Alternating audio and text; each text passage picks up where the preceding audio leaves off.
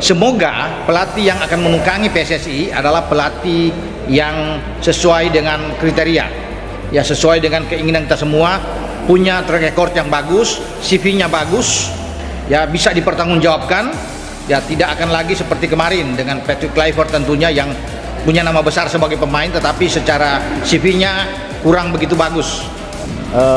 Melalui mekanisme yang benar, dan Ketua Umum juga sudah menyampaikan kepada saya agar supaya menjalankan sesuai dengan mekanisme yang ada, dan insya Allah itu akan menemui hasil yang sangat baik, positif.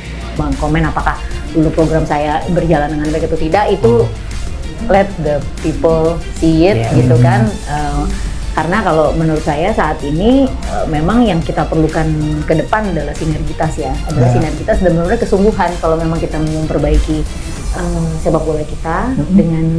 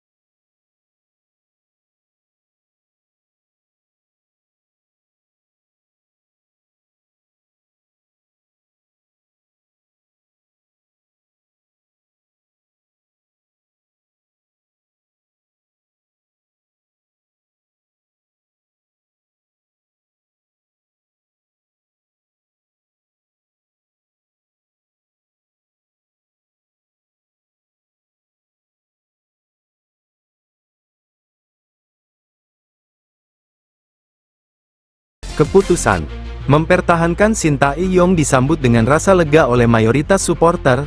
Banyak yang menganggap PSSI telah mengambil langkah yang tidak hanya populer, tapi logis, terutama di tengah situasi sepak bola nasional yang butuh konsistensi. Supporter merasa bahwa Indonesia masih berada di jalur yang benar bersama STY, meski belum sempurna. Keputusan berani di momen krusial. Keputusan yang lahir dari ruang pertemuan PSSI ini menandai salah satu momen paling penting dalam arah perjalanan timnas Indonesia. Exco PSSI berhasil menunjukkan peran strategisnya, sementara Erick Thohir memperlihatkan sikap terbuka terhadap argumen yang konstruktif. Kini, dengan Sintayong kembali memimpin, Garuda menatap FIFA Series dengan semangat baru, harapan publik kembali terjaga, dan perjalanan panjang menuju level yang lebih tinggi kembali dilanjutkan.